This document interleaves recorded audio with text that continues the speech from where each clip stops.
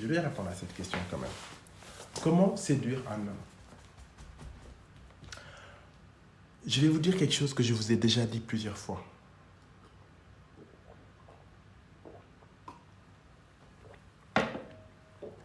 On séduit un homme par la confiance en soi d'abord. On séduit un homme parce qu'on est sûr de soi. On séduit un homme en lui faisant comprendre que tu n'es pas exceptionnel pour le moment. Il va falloir que tu fasses tes preuves. On séduit un homme en le challengeant. On séduit un homme parce qu'on se trouve très belle. On séduit un homme en l'écoutant, en l'observant faire, en entendant ce qu'il dit. On séduit un homme en le faisant douter un peu. C'est important. Qu'il sache qu'il y a des efforts à faire pour t'avoir. On séduit un homme en le valorisant aussi, bien sûr. C'est très important de valoriser un homme. Pas t'es trop beau, non. Valoriser quelqu'un, c'est prendre un tout petit détail, d'accord? Et dire à cet homme-là, tu apprécies ça sur son trait de caractère, ça va lui plaire. Parce que quand tu dis à un homme, t'es trop fort, c'est con, c'est nul, c'est trop fort, c'est tellement vague. En plus, il fait de la boxe, on lui a déjà dit, nul. Flop. Tu lui dis, j'aime bien ton choix de mots. Je trouve que les mots que tu choisis sont très précis. Quand tu me parles, tu choisis exactement les mots que moi, qui viennent me saisir. Tu vois ou pas? Donc, il se dit que je suis intelligent. Je suis sensible. Un exemple tout bête. J'aime beaucoup tes poignets. Au lieu de lui dire tu as des beaux yeux, lui dire tes poignets, c'est singulier. On lui a jamais dit ça. Ça va le toucher. Quand tu n'es pas là, il va regarder ses poignets. Il va se dire, tu vois, et il va l'associer à toi. C'est quoi ton parfum? Il te le dit. Je dis, mais je connais ce parfum, mais s'il y a une autre note sur toi, c'est un peu plus aérien, c'est plus floral sur toi, tu vois. C'est ça, c'est la délicatesse qui séduit un homme. C'est pas un corps, c'est pas un bonda, c'est pas un fiac, c'est pas je sais pas quoi, c'est la délicatesse. Quant à ça, le mec, tu vas lui taper dans l'œil, dans la tête, dans le cœur. Et tu as le plus important pour lui, d'accord? Voilà. Alors, une autre question. Instagram bi jeex na ñepp daw si. Bonsoir. Alors, TikTok amul paillettes. Malheureusement, il n'y a pas de paillettes. Yen ma bug. Peut-être qu'il y a. Attends, j'ai regardé. Ça se trouve, il y a des. Tac. Prêt à répondre à cette question. Ok. Alors. Non, il n'y a pas de. Attends, j'ai regardé. On va voir si on a des paillettes ou pas. Tac. Non, il n'y a pas de... Bon, on va pas dire du mal de TikTok, il n'y a pas de paillettes. Alors, tac. Bonsoir. Je suis sur le téléphone, c'est trop petit. Je préfère être sur l'iPad, c'est plus grand.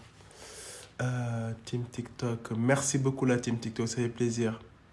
Alors, coucou, je suis là, je viens d'Instagram là, parfait. Mais la team Instagram, vous êtes trop efficace. Ni du guest lati. Ah, que ni efficace. Alors, j'ai tellement hâte de vous rencontrer, c'est un truc de ouf.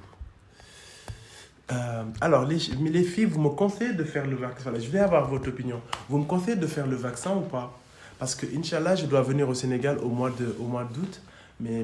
je pense que la condition, c'est de faire le vaccin. Et je ne me suis pas vacciné encore. Vous me conseillez de le faire ou pas? J'aimerais avoir votre opinion dans les commentaires. Lucas, c'est deuxième femme. Oh, Aikley, you baisse la bug. D'accord, ça marche. N'hésite pas à m'envoyer un message sur Instagram. Lucas va me tuer. Motar war fofu. Totna Lucas. Grave. Ouais, mais le problème TikTok, on ne peut pas tout dire sur TikTok. Okay, on ne peut pas tout dire. Alors que sur Instagram, on peut quasiment tout dire. C'est ça la différence.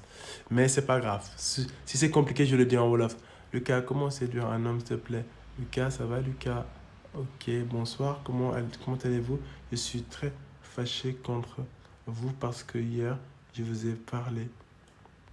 Très fâché, t'as dit. D'accord, ok. Faut pas être très fâché, ma chérie. Il faut vraiment apaiser son cœur. Moi, je suis ton coach, je suis là pour t'aider, pour que tu te sentes bien, pour que tu sois heureuse. Mais tu ne peux pas être fâché contre moi parce que je ne t'ai rien fait. D'accord? Faut pas se tromper de combat. Tu peux te fâcher avec tes ex, avec des gens méchants, avec des gars qui te veulent du bien, mais moi je suis ton pote. Je suis ton coach. Tu ne peux pas être fâché contre moi quand même. Rassure-moi, dis-moi que tu t'es trompé. Ok? Voilà, ma chérie. Machallah. Man mom c'est conseil rek la def. Bonsoir mes biscuits. Lucas, son téléphone mu ngi vide. Ah, va charger ma chérie. Salut papy, comment tu vas? Lucas, Instagram, la nec, il peut pas voir nos messages. D'accord, man mom, je t'aime. Ah, c'est très gentil, salut Lucas, merci pour les conseils. De rien. Dama Burger, Dundat Lubes. Bah, bien sûr, c'est parfait ce que tu viens de dire. C'est très accessible en tout cas. Je veux me remarier, Inch'Allah. Il n'y a aucun souci. Mandama Blindé, Joyatuma, ma bagne, Lucas, merci. Wahal, Wahal, Devin, Devin. D'accord. Frère, s'il te plaît, Wahal, c'est Samaka, Yalla, Ramnani, Damasono, 3 routes par jour. 3 rounds, ça veut dire quoi ça? J'ai pas trop compris. Je comprends pas tout en fait parfois, Ndaysan. Attends, je vais essayer de me concentrer. Si je demande à mon petit ami de couper les ponts avec une autre femme et qu'il refuse de le faire, que faire? Non, faut pas dire à quelqu'un de couper les ponts. Non, faut jamais dire ça. Du tout. Moi, je suis contre de dire ça. Ce qu'il faut faire, c'est qu'il sache que s'il faute, c'est mort pour lui. C'est tout. Il faut qu'il sache que s'il te manque de respect, c'est fini. Il faut qu'il enregistre ça. Parce que de toute façon, s'il te manque de respect, toi, tu ne pourras pas accepter. Tu ne pourras pas tolérer. En attendant, vis ta vie avec vie à fond. Ne doute pas. J'ai fait une dernière vidéo là. J'ai fait non, pas la dernière, l'avant-dernière, je crois, que j'ai faite ce matin. En français. En fait, un mec qui ne. Comment dire? Un mec qui va voir ses ex ou des filles, c'est un mec qui n'est pas sûr de lui. Parce que s'il était sûr de lui, il serait resté avec toi. Donc, il essaie de trouver mieux ailleurs. Mais si toi, tu fais de la jalouse en lui disant « Tu coupes les ponts !» ça veut dire que toi non plus, tu n'es pas sûr de toi. C'est pas ce qu'il cherche chez une femme. Il cherche une femme qui a son opposé. Une qui gère, qui porte ses ovaires. Attention, il faut qu'il sache que s'il faute, c'est mort. Parce que tu n'acceptes pas la médiocrité et le manque de respect. C'est tout. En attendant, tu vis ta vie. Mais vraiment, d'accord? Alors, Lucas, machallah, Allah damagis samabop. Oh, merci beaucoup. Mangi de dalon nama ben instant sama goro. Salut, coucou, ay yalla minusak del na ñew wax na deug de. Alors, Stomal, oui. Qu'est-ce que j'ai dit? Vous faites trop rire. Alors, on préfère sans paillettes. D'accord, j'avais compris. J'avais compris. Ça dépend qui. Moi, c'était juste pour un délire, en fait, pour rigoler. Je ne sais pas du tout paillettes, mais vraiment pas. C'était pour rire. Afghan, oulala. L'Afghan, merci beaucoup. J'ai une demande de duo, mais je ne peux pas. Un gore qui n'est pas jongé, Warsibok. Ah! Gis nga un homme qui n'est pas jongé, c'est un homme qui n'est pas très ambitieux.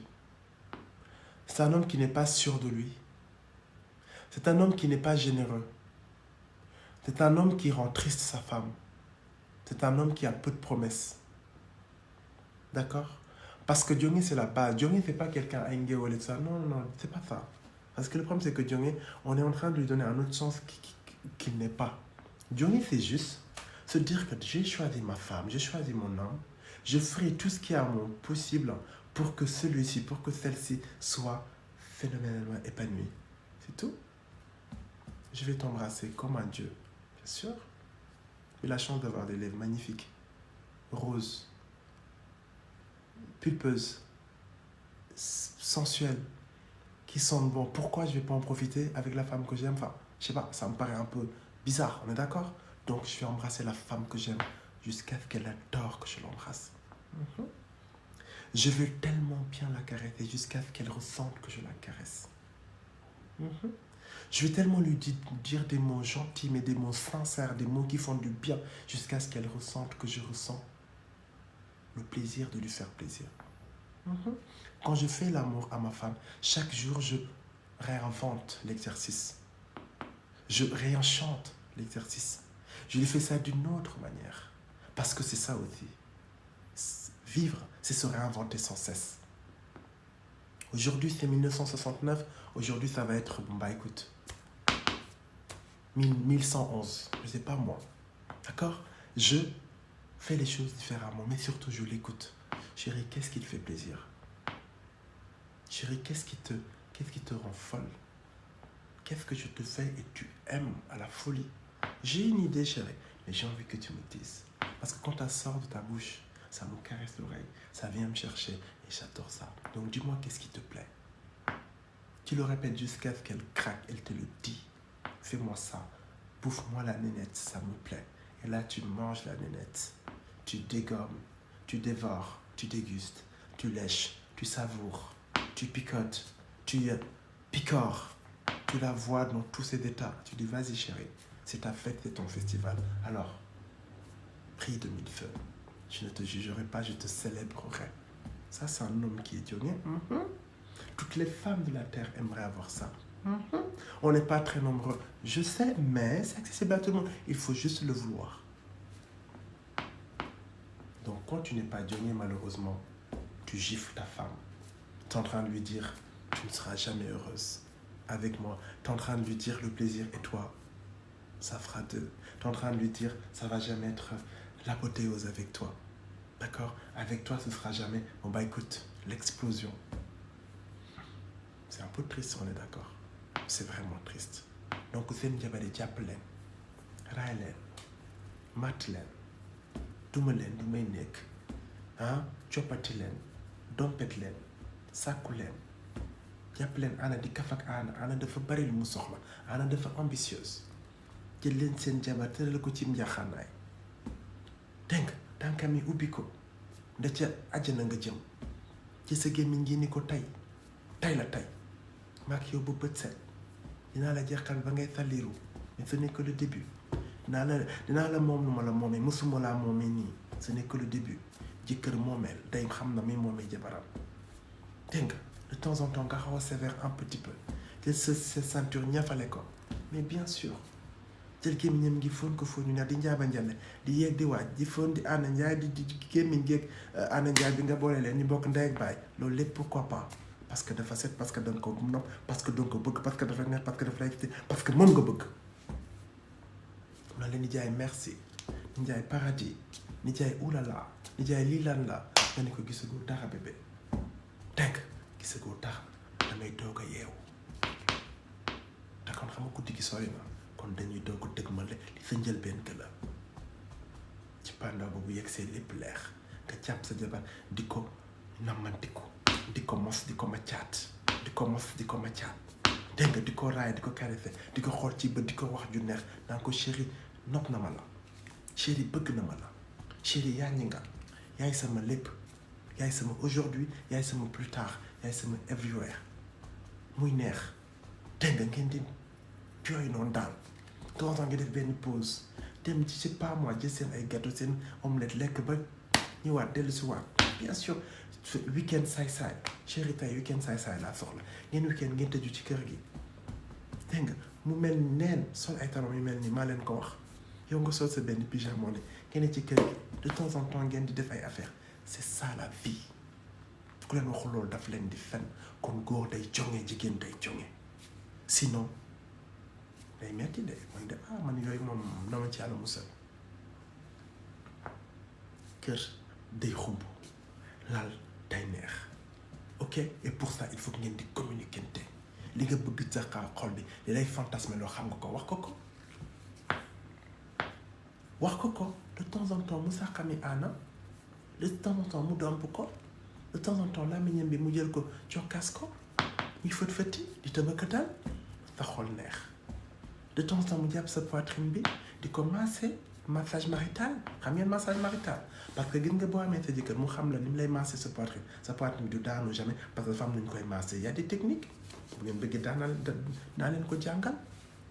sëy dafa am gëdd sëy dañ koy jox gëddaam waaye boo bëggee sa sëy neex da ngay tànn sa jëkkër waaye boo jëlee buujumaan ndigg la dam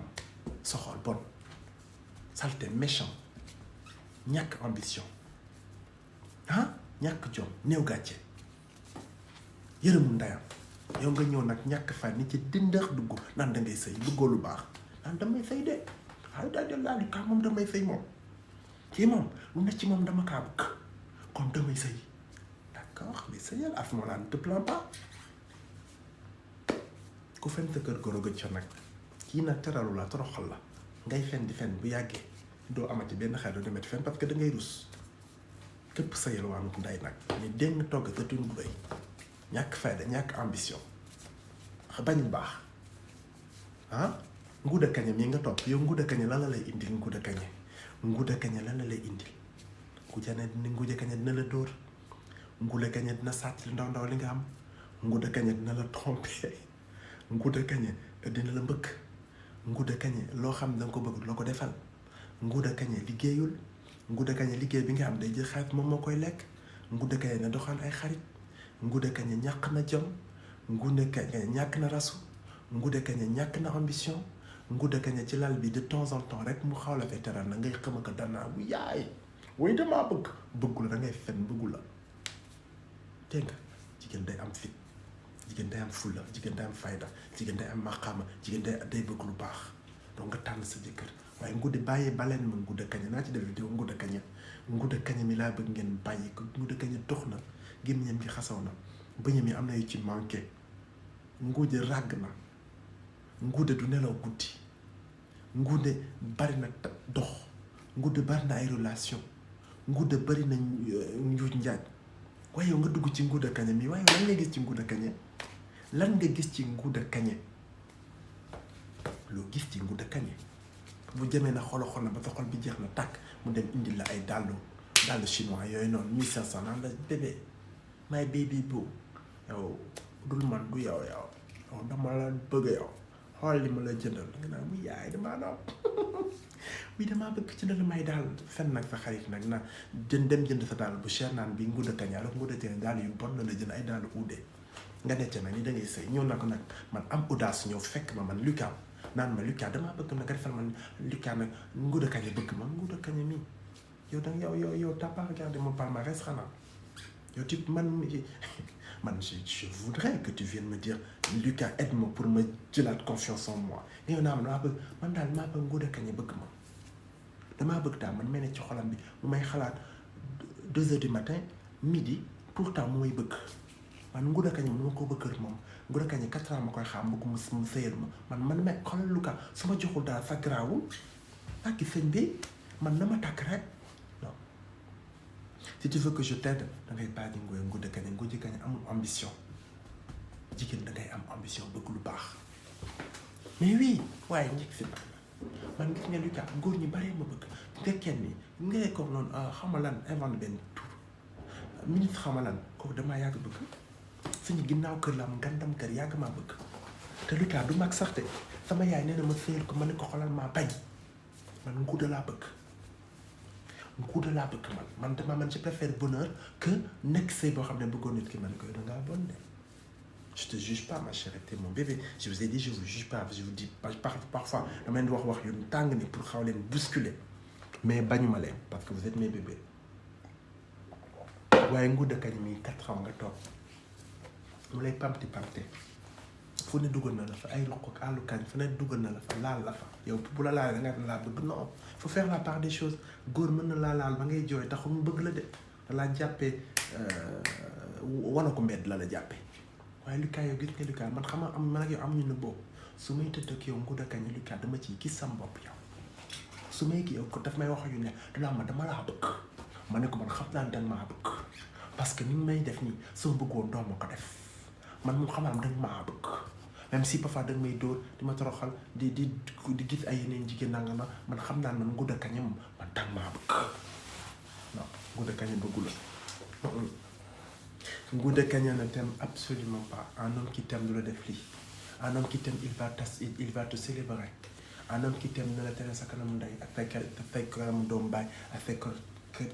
kanamu xarit dégg nga Ngouda Kane mi bu la bëggoon na teel a xëy fajar même bu dee kon day jaay mango sax na ko def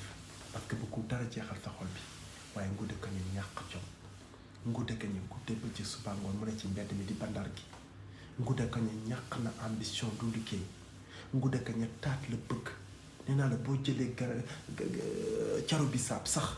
musóor ko mu dem naan yow booy da nga doy booy da nga moole saa yow man maay nguurs dama woowee nguurs dites-moi que yooyu personne xam nga leen si ça existe yooyu am na man maay nguurs xam nga nguurs man maay kii lëmbe Dakar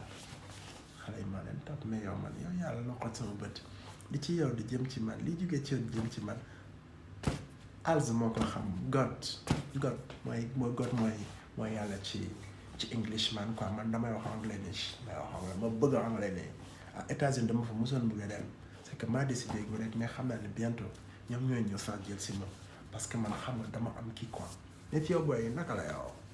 célibataire waaw man dama célibataire xale yi ñëw bëgg mais man bëgguma leen waaye nga topp ci Ngouda Kane mi nee na danga koo bëgg ku ma fi déggati nga naan daa ngi génn rek le genre de Ngouda Kane soo ñëwee di ma je vais te frapper wut leen ambition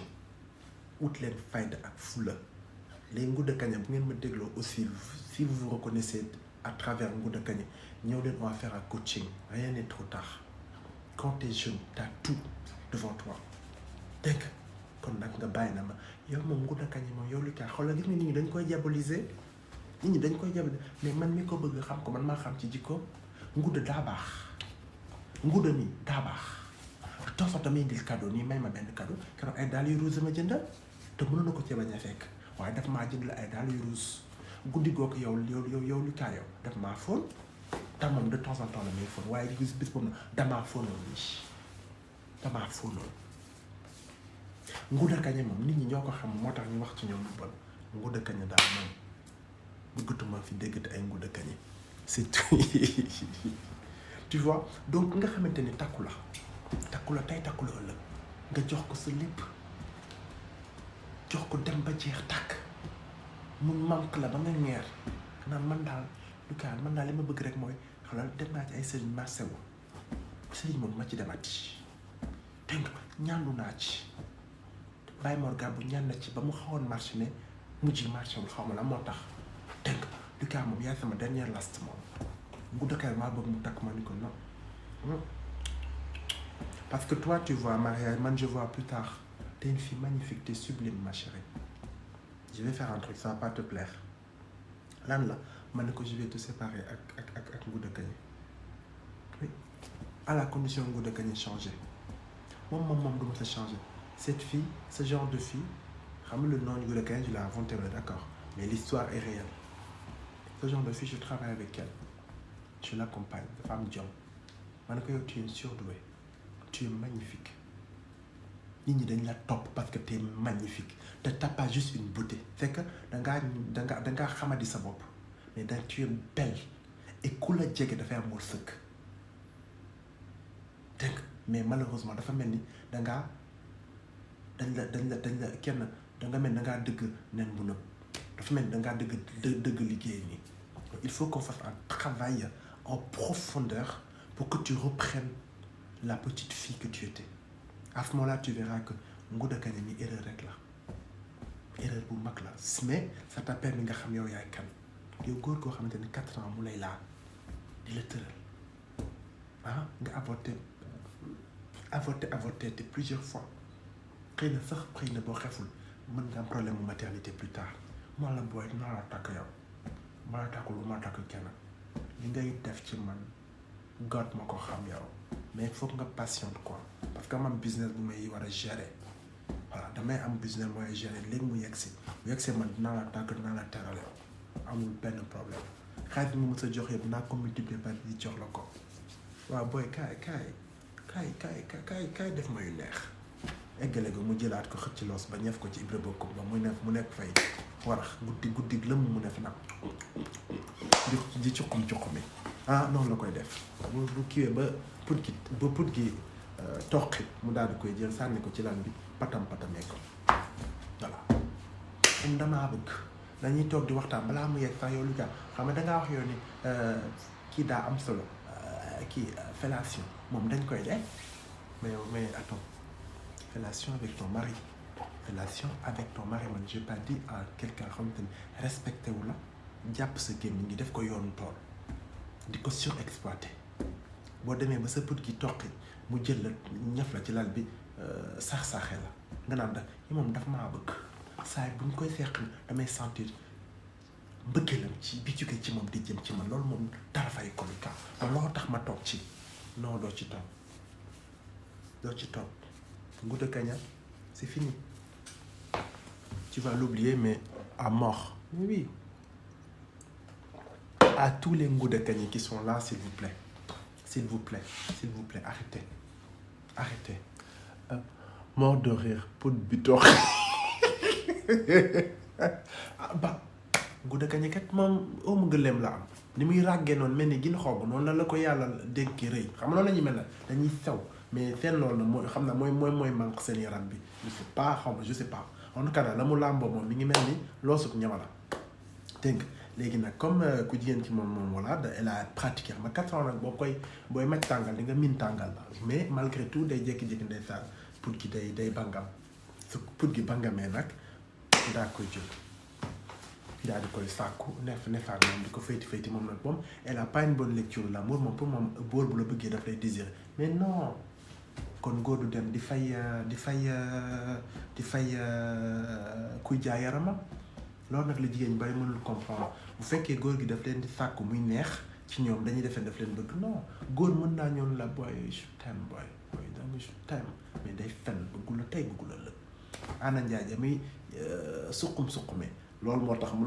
naan la daf laa bëgg mais bëggu la góor bu la bëggee da lay bëgg ci waañ bi nga nekk di togg daf lay bëgg ngay wàcc avion bi daf lay bëgg nga ëmb ba diis daf lay bëgg ngay jooy daf lay bëgg ngay reetaan daf lay bëgg nga ñaaw daf lay bëgg nga rafet daf lay xool ci bët ni la yow la man la muy leer waaye jàpp sa put gi di ko surexploité ba déplacé sa bëñ yi sax sa bëñ dafa xaw a foŋ nii parce que la mu yor moom la mu làmboo rëy comme xale yooyu noonu ni màcc seen baaraam yi xam bu yàggee seen bëñ yi dafay xaw a def nii day xaw a génn ni moom gémmiñ nga dafa mbir ma dafa déplacé bëñam yi nii mu ne ma gis nga bu yàggoon ba ni sama bëñ dafa juboon ni xocc weex ni taal waaye léegi nii sama bëñ dafa xaw a avancé dem naa ci benn orthodontiste sax orthopédiste man ko orthodontiste c'est pas pareil orthopédiste c'est les pieds orthodontiste waaw mu ne ma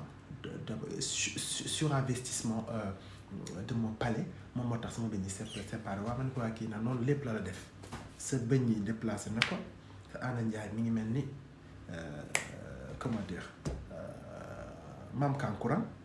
parce que voilà moom dafa yaaweeku léegi moom wax dëgg nañu waxante dëgg sa taat yi muy dóor nii di ko surexploité léegi mi ngi mel ni ruy bu dog sa taar mi ngi commencé di dem ay Lucas wax déedéet Lucas si bien sûr parce que tu m'as montré des photos des vidéos avant après man surexploitation la góor bu lay surexploité daf lay màgget loo déedéet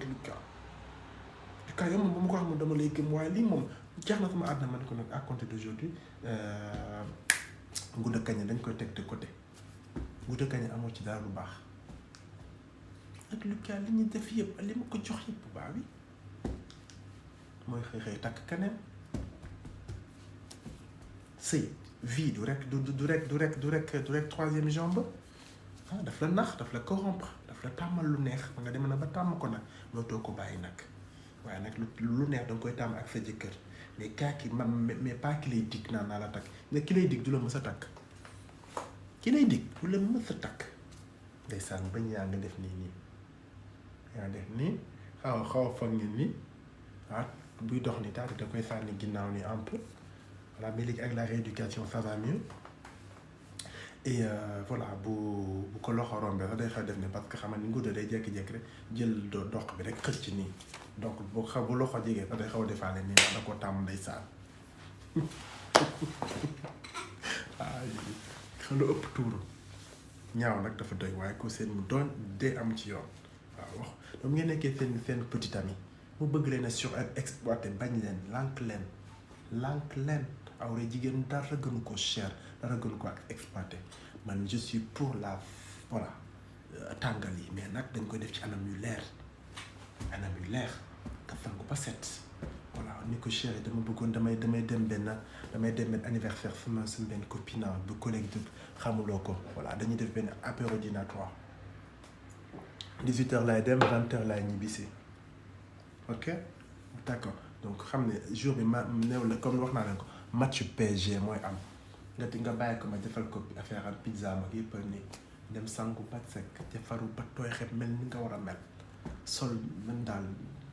bébé tey moom xam nga groupe la bëggee dëggantaan bu jaloux parce que xam na yaay kan bébé tey moom tubaarkàlla macha allah de moom fan anniversaire moom man anniversaire ba palais de l'Élysée la nekk nga ne ko noo ko xamee mu ne dama gis kay tubaarkàlla parfum beeg tout ça fekk yaa ngi tooy xepp préparé wu man daal on ne peut pas plus délicieuse nga ubbi bunt bi waaw bébé kon bisous je t'embrasse mon cœur à tout à l'heure sois sage nga ubbi bunt bi génn dox say tànk tak tok 5 minutes nga defaat tok ñibbi si ubbi bunt bi nga ne ko bébé tout ça c'était pour toi anniversaire bi yow la apéro dînatoire bi yow la annulé naa lépp pour yow ah bon chut il y a ton match qui commence de interdiction de parler mais oui nga jël sa paire de ciseaux mun naa wàlli lan la caleçon bi mu sol la tubéyam bi toog nga jël di ko coupati am nga droit bien sûr jigéen day bandi yow yaay bandi nga naan ni tag bébé tu as interdiction de bouger waaw da ngay couper sama tubéy bi mais ma doo ngay def ni man maa ko jënd kon maa koy coupati toi aussi pourquoi t'as peur nga dagg caleçon bi sànni ne la jël non short bi caleçon bi nga ne nii tak sànni mu xool ci bët nga xool ci bët nga ni ko jël benn ci set jox ko ni ko allez et moi je prends la mienne ne fa nag jonge nag bat ni mbat jonge bay lakkaate mon bébé comment tu vas Ibra boobu ngay waxal nan ko mon bébé comment tu vas tu es magnifique je t'aime muy dee nga koy caresser ngeen ko mais attention doucement maman n'est pas encore prête ok c'est juste que je viens te faire un petit coucou tu vois nekk di ko raay nii ah j'adore le match il y a Mbappé dedans c'est vrai qu'il joue très bien mais moi j'ai le meilleur joueur avec moi lui il marque à tous les coups il gagne à tous les championnats bien sûr loolu mooy jonge loolu mooy férocité loolu mooy jigéen bu violente loolu mooy jigéen bu dangereuse loolu mooy jigéen bu menaçante loolu mooy jigéen bu spectaculaire loolu mooy jigéen bu stratosphérique loolu mooy jigéen bu au sommet d'elle-même loolu mooy jigéen bi ñu bëgg en fait te jusque là Ibra Boko mi ngi mel ni moom la ñuy anniversaire nga ni ko bébé cet anniversaire c'était pour toi peu à peu nga commencé di ko caresser di ko raay di ko wax ju neex pare goo de nga delluwaat dugg dans la cuisine indi tous ces trucs là les marmelades là tu vois les confitures de fraises de framboises de litchi de tout ce que tu veux de banane de nanana voilà tu prends benn spatule ni di ci raay naan j'aime beaucoup ça la banane c'est que jëkkër xam nga waa kii la waa Fatick la ni la banane faticoise j'adore nga def sa spatule nii di màcc nii di def sa bout de langue bi naan j'aime trop c'est trop bon ah di def yooyu noonu muy con muy dof xel mi di wëlbati ko mais match yu neex match yu scandaleuse match yu romantique match yu télévisuel match yu romanesque match yu romantique match yu fantasmagorique match yu seytaane match yu sikk match yu doy waar match yu jommalaate match yu jinne match yu jabar match di match rek muy neex doucement nag di continuer naan xam nga fecc boobu noonu naan c'est ce nouveau challenge là nga def musique boobu naan xam nga comment vous le dansez man je sais pas faire vos danses nga naan ni naan lay la dafa am ñu am njëkkër am ñu am jëkkër man maay gomba maa ko tedd bébé match bi la lay durer dafa une prolongation j'espère parce que moi j'ai tout mon temps mon cœur. Chut, t'as pas le droit de parler. T'as une sucette dans ta bouche. C'est bientôt fini, je te la remplace avec une autre sucette. Et nag fa naan nii chet waxuma dëgg jeex na tàkk loolu mooy jigéen da ngay féconder sa foyer moom ko moom lépp di inventer dégg nga buy taw sax boo nee nii muy neige buy neige boo nee nii muy taw glace nga ne nii muy neige xam nga la pluie le beau temps tu fais tout bu demee nag ba fekk nga abandonné Ibra Bokum ñëw ci pied yi di commencé parce que def nga ne tànkam yi ngi set ñu limé nañ ko def na tout nga jël sa kii di massé nii di jëlaat ay produits def ci tànk di lécher t'as le droit on lèche les pieds de son homme tu as parfaitement droit yow kii di nga defee na la trompé ah jaaji Fall mi na la trompé jaaji de du génn mètre jaaji nii téléphone am baa ngi sonné xaritam yi di ko woo du bousé su ma la nee du bousé rek du bousé waaw nga toog nag ni wàtt nag jonge nag wëngalu nii nag ak sa taatu yi nga jël tànkam yi di diw nii di lécher bien sûr parfait boo paree jëlaat sa benn lingette fompat ba mu set defar sa beneen produit massé naan ko t'es vraiment exceptionnel mon cœur mais moi je suis phénoménal on est fait pour s'entendre hein? Je t'aime chut bébé t'as pas le droit de me dire tu m'aimes aussi tes yeux ça suffit t'as pas le droit de parler interdiction de parler voilà tu es puni t'as un match voilà c'est comme ça loolu la ñuy defee la ñuy gérer kër xuloo du ca am histoire du ca am xol bu jeex du ca am sa jëkkër bu liggéeyee lépp lu mu am yaa ko moom xol ba dafa neex nga ne ko nag chérie juste une chose je suis très jalouse avec notre bonheur li ñuy vivre bu ko kenn xam parce que saay xam nga waxul dëgg waaye yàq nam xel de la jalousie moom nañu yàlla baal ça a cancer en métastase alors tu ne parles jamais de notre bonheur on le garde jalousement les gens sauront xam nga dafa ñu nag bu ñu gisee fa ma la jëlee ak fa ma la indi dafa ñu xam nañu mais ne dis rien chut chut le diable n'ira pas raconter ce qu'il n'a pas vu ni entendu alors silence comme qui sème la mort nous on sème la vie chut et tu continues jëlaat ñëwaat investir à Ibra Bokum naan Sénégal moo neex on a le meilleur pays du monde man su ma nekkoon Sénégalais daf laay doon yàlla amin bi ma defee Sénégalais j'ai trop de chance suñu culture dafa neex dafa trop neex tu vois je bois de l'eau il y a des gens qui ont besoin de boire des n'importe quoi pour être en forme moi je bois de l'eau j'ai en face de je suis en face de vous tout va bien dégg nga jàpp Ibra tout ça à un moment donné match bi jeex na bébé nga ne ko dis-moi tout mu ne ma je pense que j'ai un projet pour toi ah bon noo ko estimé projet bi mun ma projet bi dina résultat yi nañ bari de bénéfice la rëy de nga ne ko bébé jeex na man je te fais confiance nga defee na day jël dugal ci lii bi pas du tout non chambre d'amis ngeen di dem parce que c'est une chambre vous la connaissez par cœur c'est que t'avais tout préparé chambre d'amis ba lumière tamisée yeeg yooyu noonu tout ngeen dem pardon si jëkkër jàpp la yaa nag c'est bon tëral la nam la war a tëralee mais bébé je te vois pas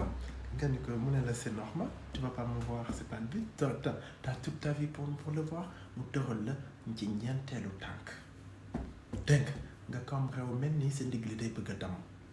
bien sûr mu am une vue magnifique ana naan wuy sama ndey esthétique doom mbaras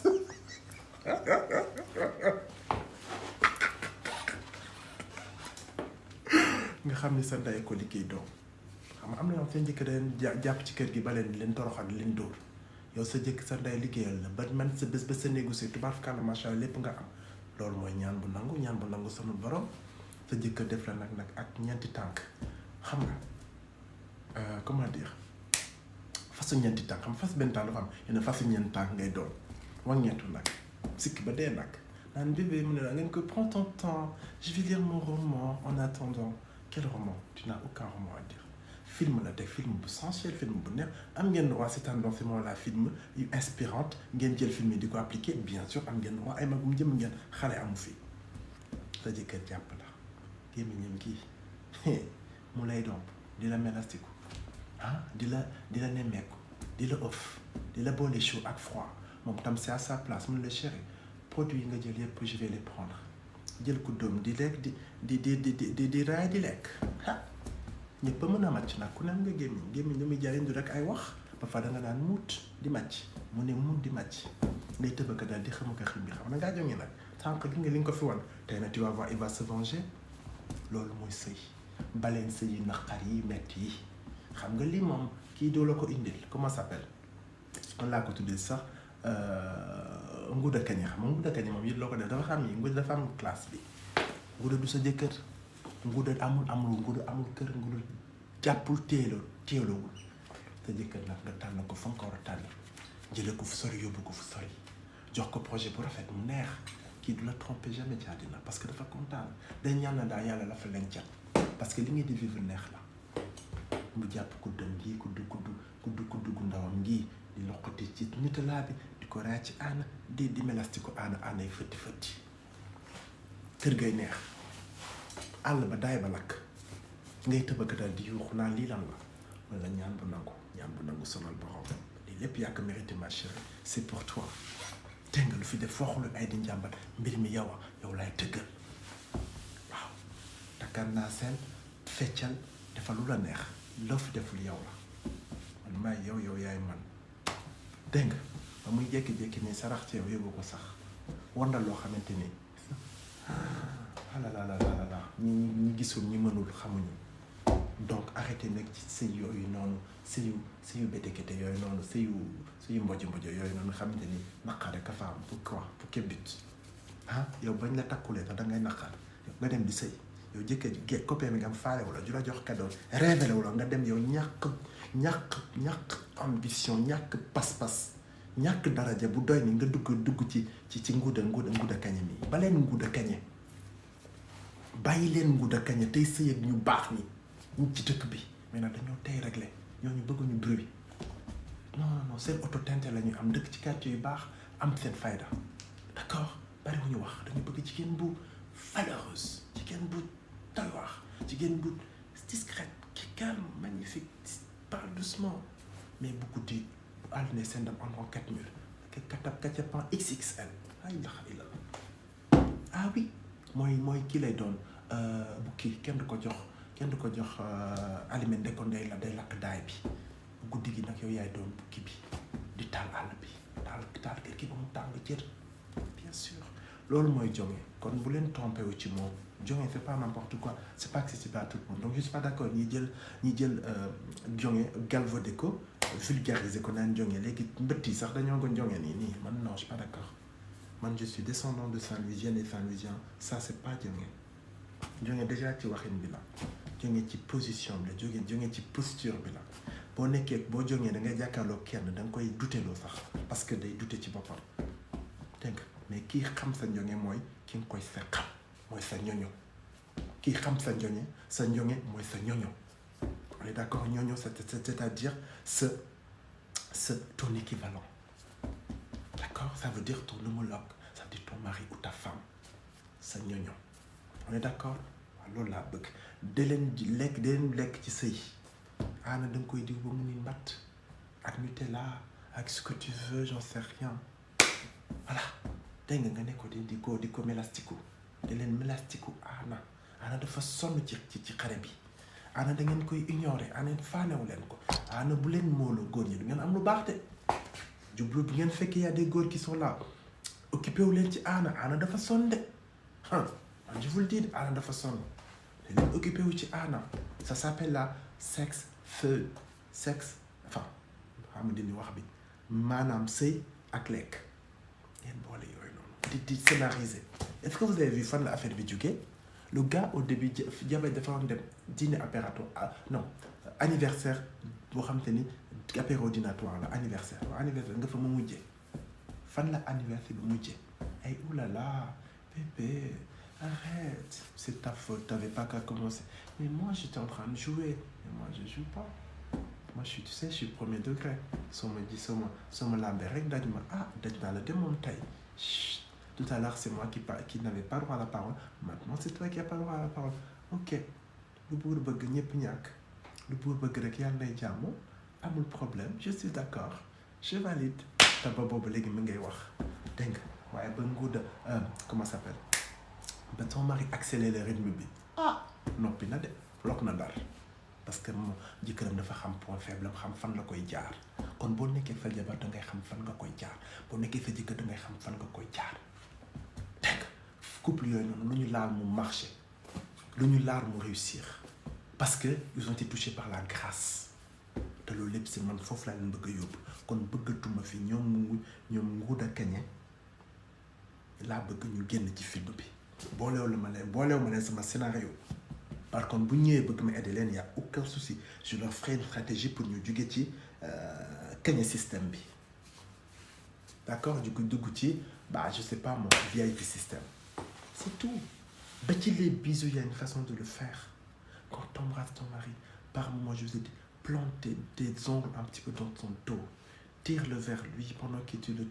tire-le vers toi en même temps repousse-le un peu pendant que tu écartes les cuisses repousse de genre non tu vois un oui non chaud froid day péter un câble il comprend pas il est focus il veut t'investir à tout prix yow ngay dem ak dik di rek fen di may bandi ba bëgg dee saay bu bon bi saay bi moom la tëddee kër na c'est-à-dire qu'il a signé pour la vie jeex na il est cuit tu l'as eu il est piqué il ne partira pas kon loolu mooy jonge te doo yuuxu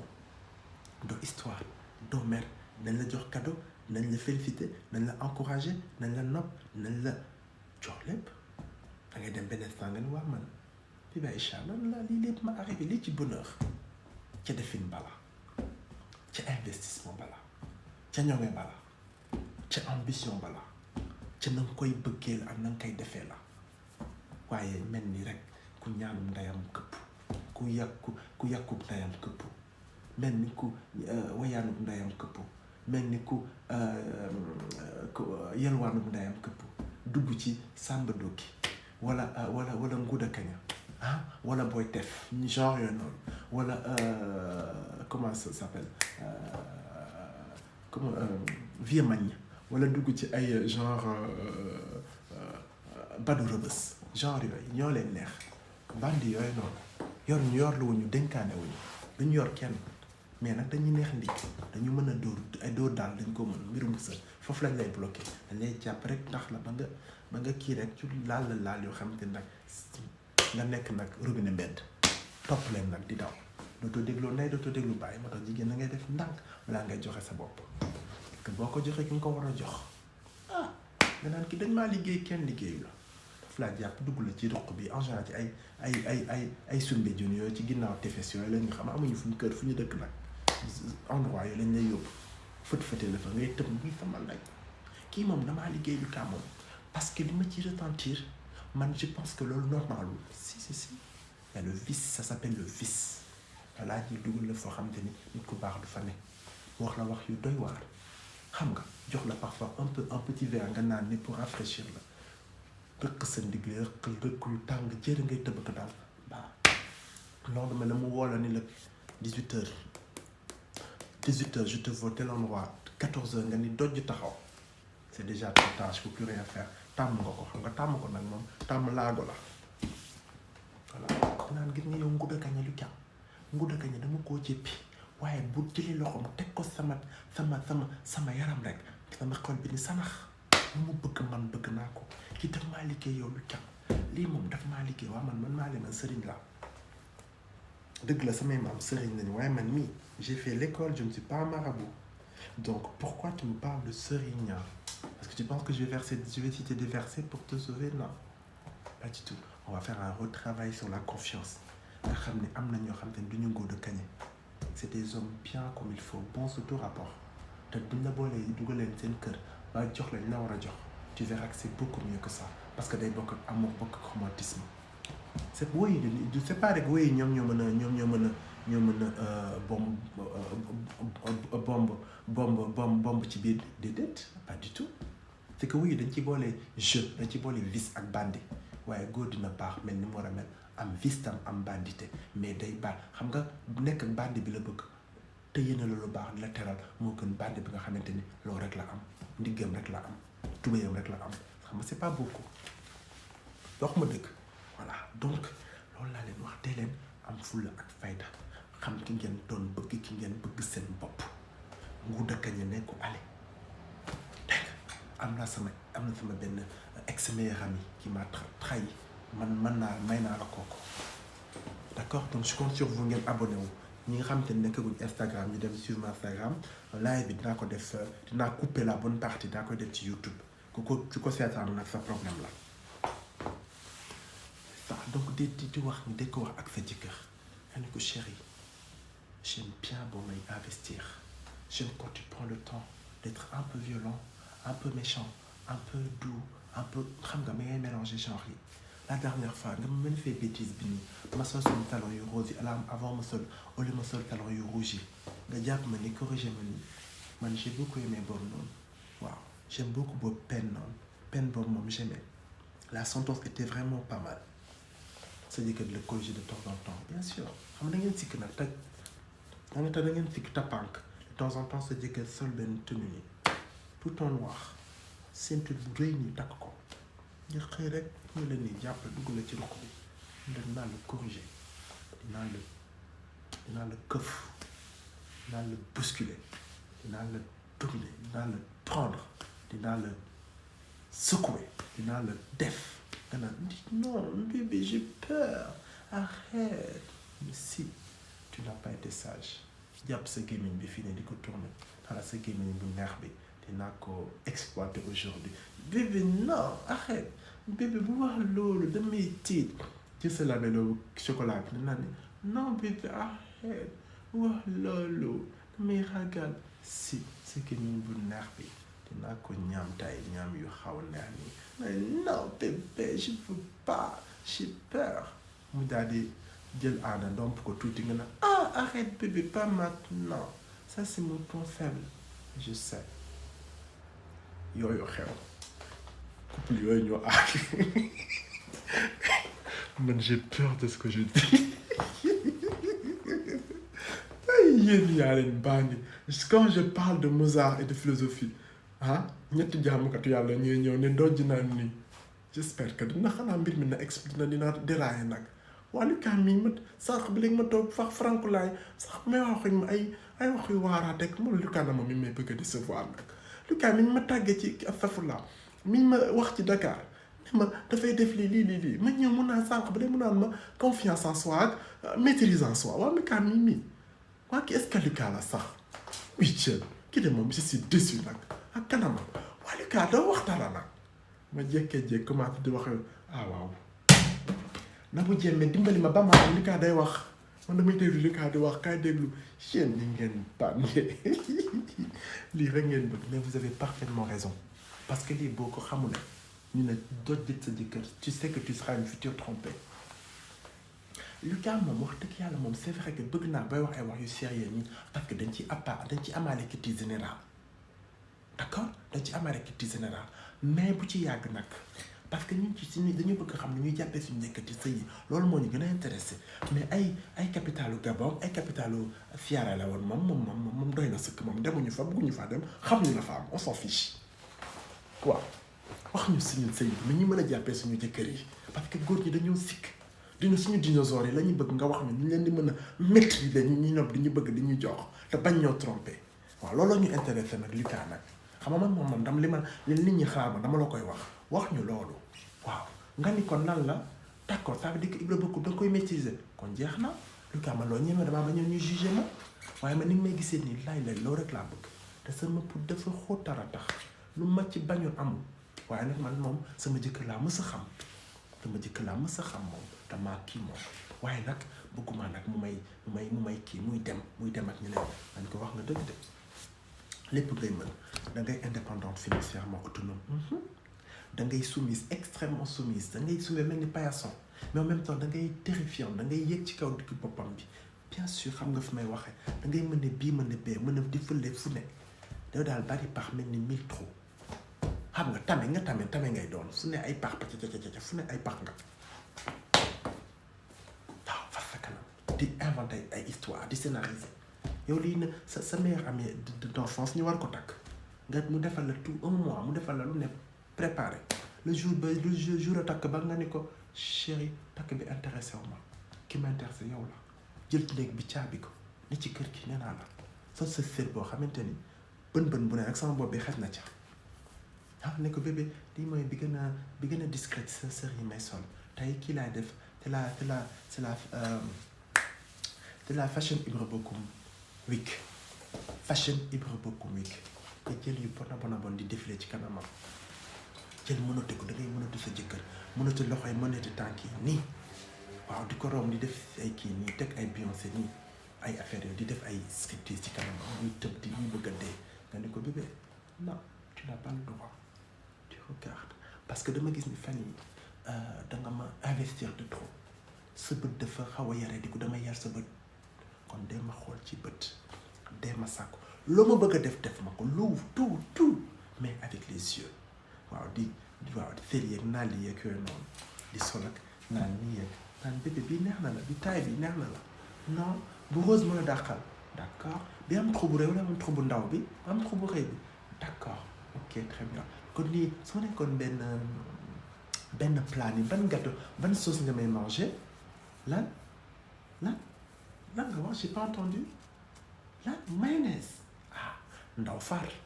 kon jeex na tu vois nga def ay challenge na nee nga da ngay filmer sa bopp ak yooyu muy dof nga punir ko pendant 1 heure 2 heures parce que daf koy neex yaa ko caabi yow yaa ko mën a ubbi mais bébé détaché ma nga ne ko pas tout de suite mon cœur plus c'est long plus c'est bon donc prends le temps voilà réinventez votre psychologie sexo-romantique inventez leen seen couple voilà et ça commence dès les débuts je parle pas de sexe au début de la relation c'est-à-dire que il faut que sa jëkkër sa copain mu xam ne plus tard jëkkër dëggantaan lay doon te jabar ji mi am day doy waar ok je sais que célibataire yaa naa ay Lucas boo jékkee hôtel Palais Lucas 3 ans ma koy xaar gisuma ko nga may wax yu neex yi Lucas te je vis toute seule dans ma chambre Lucas nan lay mel ne la woon ak tey nag Lucas yi nga ma wax ni tooy na sama xol bi c'est bien ça veut dire que la prochaine fois quand tu verras un homme digne de son nom tu sauras comment draguer l'homme comment tu te feras draguer ok mon but c'est de vous donner envie d'être heureuse c'est pas juste de vous dire soyez forte mais c'est quoi ça soyez forte croyez en vous gëm leen seen bopp ça veut rien dire voilà jigéen bu nee naa leen bu guddi gi lëndëmee bu guddee gi fartan day bandi dégg nga bëti day mel ni bëtu muus di tàkk mais c'est tout mais pour ça da ngay choisir sa jëkkër da ngay choisir un mec qui aime jouer un mec qui est beau gosse un mec qui te plaît un mec qui t'excite un mec qui est intelligent un mec qui est drôle un mec qui a du second degré un mec qui vit avec son temps un mec qui te saoule pas avec buxaaba yeeg yu kenn xamul maam ñi ñu on s'en fiche tout le monde prie tout le monde croit en Dieu mais tout le monde nie voilà mais oui mais évidemment waaye hypocrite yoo naan gis nga yow non mais arrête rima yooyu baaxul foutoir la yooyu baaxul waa xaaral ma jot tisbaar ñëw d'accord te kooku bu génne lu yëngatu mu xool la ku comment dire ku wéet mu xool la hypocrite la bëgg laa jàpp moom mooy bu xaabay yàlla moom mooy Bilaal moom moo doon nodd ci temps Muhammad ya naafeq dugg àjjana de nga ne ko nit ñi nga ne ko chéri dimbali ma bu ma tojal nag ne ma sama jàmm man damaa bëgg di yuuxu di muy neex sama kër gi loolu si jàmm yàlla bokk soo ma promettre su fekkee li nga mën a la promettre nag loolu moom du ma ko nangu déedéet non li ma bëgg nga xam ko sa bopp bi ci digg boobu ba sa digg temps ba maa ko moom Ibra Bokoum bi la yàlla jox mu doy ni inamaa rakki nga bëgg ma koo xañ yow nit nga yow loo ma teg yow maa teg dof ma waxatee loolu de ma dagg sa ndomb ndigali muy wax rek nga dëju ca di kënt mun naa way kat ci fee nga ni ko nga ñëf ko benn pet chut damay sa jabar te ma teral laa la wax mu xaar nga ni ko tit mu xaar beneen nga seex gémmiñam gi waaw ni ko doucement je commence à t'embrasser tu commences à être excité doucement ne ci di yéeg di waaj di bonde rodéo xam ngeen rodéo fas Espagne yooyu di tëb nag ñi nga ne ci di tëb di dal ku tëb sa kaw jëkkër doom wàcc nga ku la waxul daf lay fen mais oui nga ni ko nag à partir d'aujourd'hui affaire naa fekk moom de ko bàyyi boo demee ca laylatul xadr jeex na laylatul xadr toute l'année dégg nga dooma jommal dooma waar bu li ma demal mais sëy lañ wax sëy lan mooy sëy lañ wax SEUY yow di nga ma bàyyi ci kër gi bàyyi ma fi ma mel ni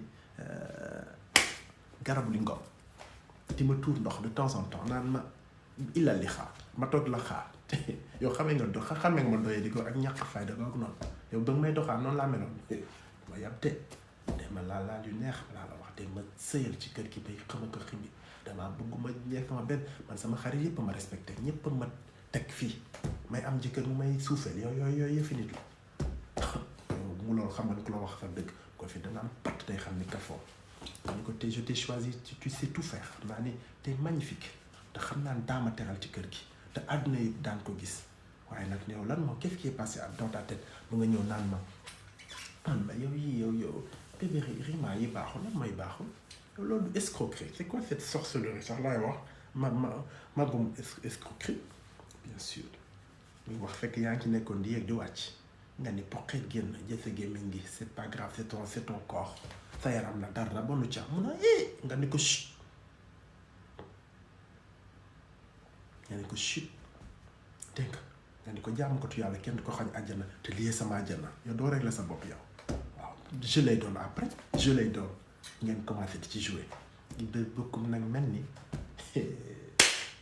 ministre des affaires inavouables bien sûr nga ne ci ak moom waaw mu tourné la wëlbati la def la yoo xamante ni nga xam ne sa jëkkër bandi dëggantaan dafa xaw a ndax sëy ak ceytaane un peu xam nga dañoo xaw a seytaane Sénégal hypocrite un peu dafa xaw a ndax ak ceytaane doomu ñàmbur la nag xaw seytaane nii nga ne koy li nga ne ko yii laa bëgg muy neex sa force beeg sa yii mu daal la yow bànni dëgg nga ne ko yii ma ne ko yii ma neex mu corrigé yu neex dégg nga cokkaas la ñaf yu saf sukkar ni ngay tëbaka dal waaye mu ne li nga ne ko chéri li la mu ne li mooy happiness man nee ma happiness man nga ne fay happy ngeen di happy loolu laa bëgg yéen xamoon ngeen ne bu ngeen duggee sama communauté seen àddina day changer xam ngeen loolu kon jeex na kon dooleel leen ma je vous demande d'être fidèle je vous demande ngeen identifier seen copine yépp ngeen xam ci Sénégal ak lu ko wax ngeen suivre ma sama plateforme yépp je vous ai dit que sur TikTok sur Instagram il faut avant que j'arrive au Sénégal je veux qu'on soit 100 000 abonnés je compte sur vous vraiment je veux que vous me fassiez une campagne de dingue vous faites abonner tout le monde que vous connaissez ok parce que yaa ñam la ñeneen ñu may xool am na yeneen coach yu may xool te dañu bëgg a xool waa Sénégal nan la ñu mënee je compte sur vous man j'ai confiance en moi xam naa ni wóolu naa sama bopp quoi mais dama leen bëgg a wóolu aussi kon demal leen ma sama vidéo da leen ko commenter da leen ko liker leen def ay duo leen def ay den capture d'écran débrouillez-vous comme vous voulez parce que famille bi seen famille la de dénk naa leen ko de kon bu leen ma sewal bu leen ma ndawal bu leen ma tuuteel bu leen ma suufeel dénk waaye loolu la dénk bi Ibra Bocoum dafa doon seen meilleur ami booy rencontrer góor la première fois xamoo ko tester lépp ci kaw ba ci suuf est-ce que am na ku baax la est-ce que bëgg na la est-ce que gentil na est-ce que am na ambition est-ce que physiquement il est beau gosse ça s'appelle la sélection naturelle yow boo amee jëkkër ju boo amee petit am boo xam te ne ok nangam waaye la mu doon mel ni weewu liir waaye weewu liir yow loo cay def ah bu ko defee nga jël koo xam te ne dafa am jëmm xam nga fi may waxee afa am jëmm mën booram waaw nga xam ni lii en tant que jigéen boo jàkkaarloo ak moom sa yaram baa ngi fay sa yaram baa ngi may sa kanam ngaa ngi nes si sa xol baa ngi gundaan daal nga ne déjà première validation bi baax na kooku boo nekk ak moom ci ñaari ci 4 murs dina la yóbbu la piscine mani dina la yóbbu la piscine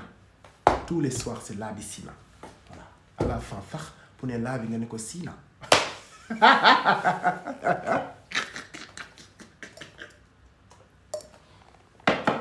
Chérie, tu veux encore quoi? Labi Sina. Ça repart. Bien sûr. Voilà, ñu mu nekk seen code ngeen demee ay soirée ni dem tax seen ay nit ñi ba xaw a mbir ma xaw a géey ngeen soxla fenn ba bëgg a ñibbi à un moment donné voilà bu la nee bébé elle nga ne ko B la non la bi Sina bu la nee elle nga ne ko S la bi Sina mu yóbbu la ci néeg ba yóbbu la àjjana loolu rek moo fi am ci àddina boo fi dana am mu jeex ngeen mànkoo ni doon benn nit ñi naan man de bébé Rima ak comment dire ak il faut que j'invente un nom bébé Rima ak Allo voilà on va dire Allo bébé Rima ak Allo man de moom ñoom xawma lan ni ñu déggoo nii ñoom ci ay bët la ñuy waxantee yow di ngeen xam nga Allo dafa xawoon feew nii tuuti mais léegi da ngeen mi ngi musclé kii nag moom bébé Rima jekk seen kër gu ndaw lañ doon duñ doon dogg si appartement bu ndaw lañ amoon waaye léegi immeuble bi yëpp ñoo ko moom yow dañuy voyage def yëpp di xaqataay di reetaan man dañuy xamal la mooy seen secret Ibra Bokkum Anna Ndiaye dégg ko doon man ko doon benn doon associé naan laa bi Sina loolu la jeex na tàkk voilà ok Niki Bitch xol bay jeex naan moo kon man nekkate man kii ma nekkaloon mi yëpp erreur la woon yow comment ça s'appelle comment je l'ai appelé tout à l'heure Ngouda Kane voilà yow nag dangaa choisir ku am base donc loolu laa bëgg ngeen di ko def bàyyi leen complexe yeeg hypocrisie yeeg dañ may juger pourtant fiche nga ki lay juger problème am la kii ñëw di lay juger xoolal ma naqari addinaam moo ko soof waaye ku addinaam neex amul jotu juger man du ma juger kenn j'ai pas le temps quand tu me juges tu regardes je souris je m'en vais parce que j'ai l'habitude qu'on me juge moi.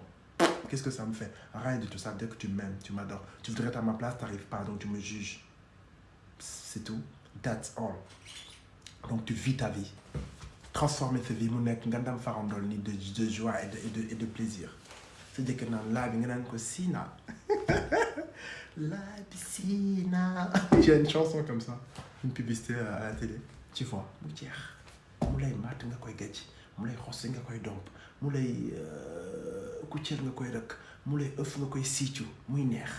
wax ma dëgg waaye jeex na waaye laa bi Sina jeex na chérie catch me non bébé catch naa la démb mais tey dama bëggaan nga catch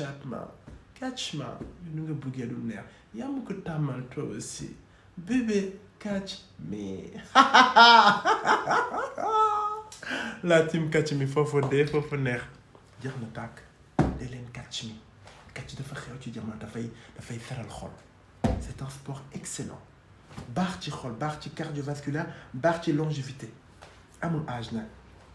chérie catch me dangaa bëgg na affaire catchante nag bébé waaye bébé yow seytaane woo bébé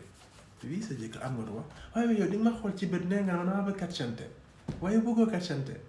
c'est vrai bëgg naa catchante kon nag alors pourquoi tu fais ça c'est juste pour te provoquer balaa nga wax mu jàpp la catch yu neex ngay tëbëkka dal bu mën a catch nag de kon jeex na donc voilà ça c'est le couple de 2021 vivez soyez heureux dee leen boo tànnee sa jëkkër bu la sa jëkkër catchul ku la catch jinne jéeri ji moo lay catch wala façon naaru góor façon benn tànk moo lay catch wala maam Kumba Bang moo lay catch wala rabu ndaar moo lay catch kenn du la catch sa jëkkër lay catch donc naa bébé dama bëgg voilà un super championnat bu neex laa bëgg championnat catch voilà MMA bu VIP nga may catch yu jaar yoon xam nga loo ma lebal ma delloo la ko fukk jeex na sa jëkkër day comprendre message bi laa bi Sina c'est tout laa bi Sina. Je suis mort de rire. Donc, alors, on est quand même nombreux, quand même. On est 253 personnes ce soir. C'est ouf. J'espère que vous êtes abonnés. Vous allez tous sur Instagram vous abonner. Wally Diamoula. Ak ñoon laa fexe nañu naan jàmm waaye kenn ku ne waddu sërëm ba mu dëgër ñu tëj di déglu pique ak pelle tax ñu bouger bu courant coupé woon ñoom ñuy yuuxu di daw di yuuxu la wuy sama ndey yéen maa leen xam je vous connais trop. Je vous connais trop, Team Catch Me. Les Niki Bitch, vous êtes là, je vous connais, vous êtes très très nombreux ce soir. Mais bien sûr, c'est ça la vie. Faut pas te prendre la tête. Profiter de sa vie. Fixer ses objectifs. Choisir quelqu'un encore xam ne yeneen bokk valeur ku baax ku gentil ku ambitieux ku bëgg lu baax voilà diine terewul am diine terewul nga sa sëy neex dégg nga loolu fen la hypocrisie la moom mooy wax nit ñi naan comme si diine dafa naan yow daal da ngay tëdd ci lal bi non ça c'est n'importe quoi diine waxul loolu te dafa am ngay sàqu sa jabar nga koy bànneexal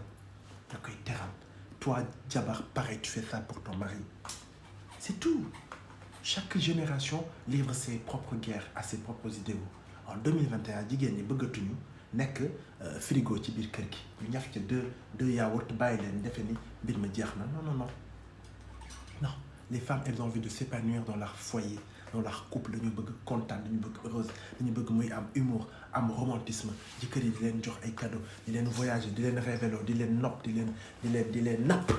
d'accord ni ñuy nappee jën ci géej gi voilà di leen nopp di leen napp di leen catch me di leen laabisina mu neex c'est tout bah oui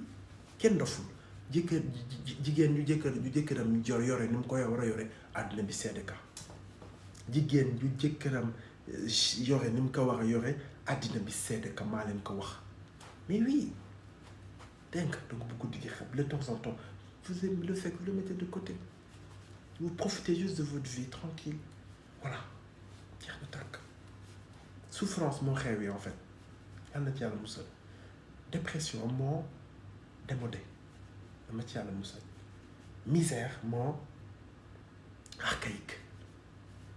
happiness moo xew bonheur enjoy your life xam nga happiness bonheur ngay tànn ku baax mbir mi tànn la ngay tànn ku baax ku la neex ku la plaire ku la excité ku intéressant ku am caac ku am quelque chose ku am substance donc là, voilà ça veut dire que il est là tu es là donc vous prenez le temps de faire la connaissance pour ñëw ba ngeen nekk nii bu ngeen xasee nag ba retrouver wu ngeen bàyyante parce que vous savez qui vous êtes